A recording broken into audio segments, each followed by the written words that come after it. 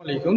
আমি আজকে আপনাদের সাথে আত্মরক্ষার ব্যক্তিগত অধিকার সম্পর্কে একটু বিস্তারিত বলবো যে আপনি কোনো আক্রমণকারী ব্যক্তিকে অর্থাৎ আপনার জীবনের প্রাণনাশ করার যে একটা প্রবণতা সেখান থেকে বাঁচার জন্য আপনি যদি কোনো ব্যক্তিকে মৃত্যু পর্যন্ত ঘটাতেন তাহলে সেটা আইনের দৃষ্টিতে কোনো অপরাধ বলে বিবেচিত হবে না। প্রথমত আপনাকে জানতে হবে এটাকে কোথায় বৈধতা দেওয়া আছে, কোন আইনে বৈধতা দেওয়া আছে সেটাকে জানতে হবে।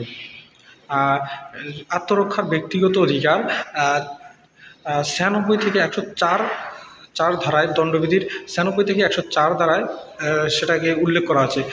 যেমন 96তে বলা আছে, অর্থাৎ দণ্ডবিধির 96 ধারায় বলা আছে যে কোনো ব্যক্তি যদি আত্মরক্ষার অধিকার প্রয়োগ করে এবং সেটা ন্যায়সঙ্গত হবে, অর্থাৎ সেটা অপরাধ বলে বিবেচিত হইবে না।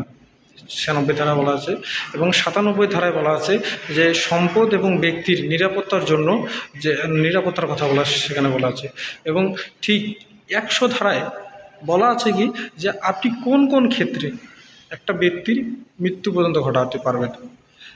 সেখানে 6টা ক্লোজ আছে, অর্থাৎ 6টা পয়েন্ট আছে। সেই পয়েন্ট অনুযায়ী আপনি যদি কোনো ব্যক্তির আক্রমণকারী ব্যক্তিকে মৃত্যু পর্যন্ত ঘটাতে পারবেন।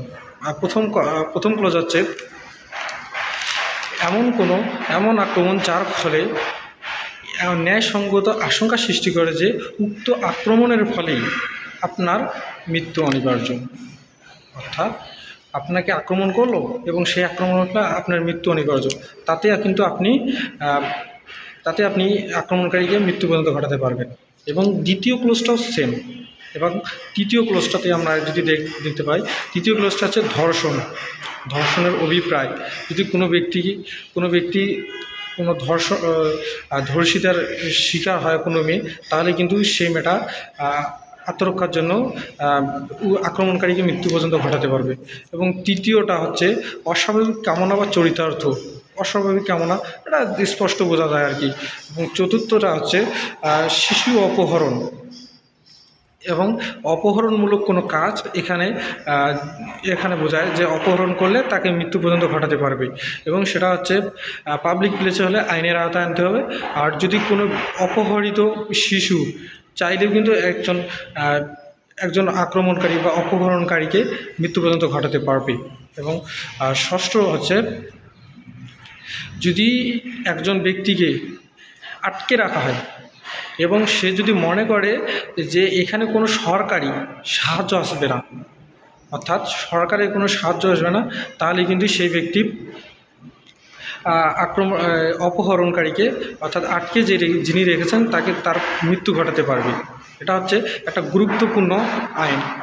এটাতে আপনাকে এটা জানলে আপনি বুঝতে পারবেন যে কী ধারায়, অর্থাৎ কোন কোন ধারায় আপনাকে যে প্রাইভেট ডিফেন্স আপনাকে দিয়েছে সরকার। অর্থাৎ এটা হচ্ছে দণ্ডবিধি 1860 সালে প্রতিষ্ঠিত হয়।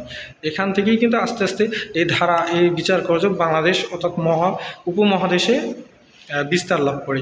এটা হচ্ছে মেইন। আপনাকে জানতে হলে আমার ফেসবুক পেজে লাইক দিয়ে পাশে থাকবেন।